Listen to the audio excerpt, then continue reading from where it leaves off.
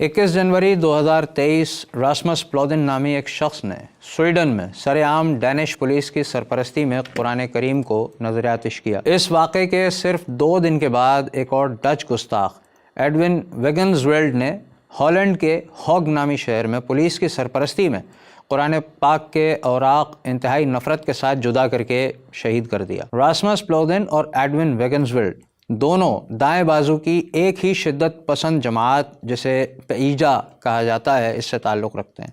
इस शिद्दत पसंद तंजीम का मुकम्मल नाम patriotic Europeans against the Islamization of the West है।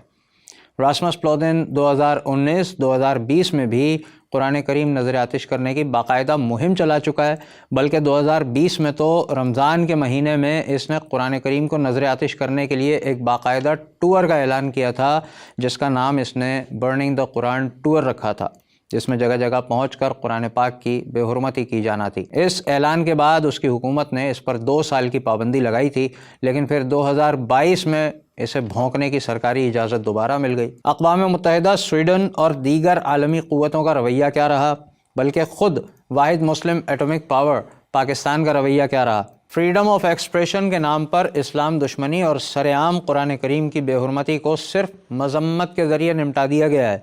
अक़वाम मुत्तहिदा की नज़र में भी ये दहशत गर्दी नहीं है।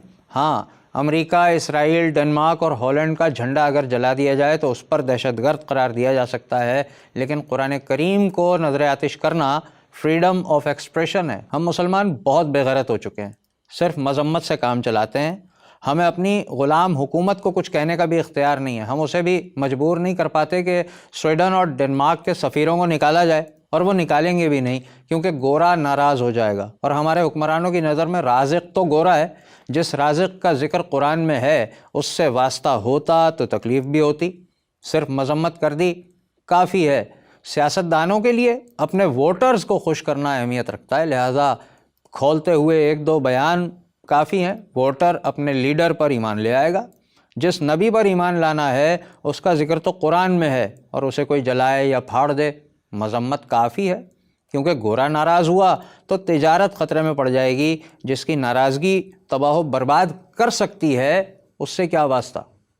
और अगर हम एहतजाज करें तो फेसबुक भी पाबंदी लगाएगा, यूट्यूब भी हमारी रेटिंग कम कर देगा। बल्कि अगर गुस्ताख ममालिक के सिफारत खानों का घेराव पुरअमन एहतजाज के लिए भी करने का कहा जाए तो हमारी अपनी पुलिस की गोलियां हमारा इस्तकबाल करेंगी, क्योंकि हमारे हाकिमों का ईमान तो यूरोप पर है। अल्लाह पर ईमान का जिक्र तो कुरान में है, उससे क्या वास्ता।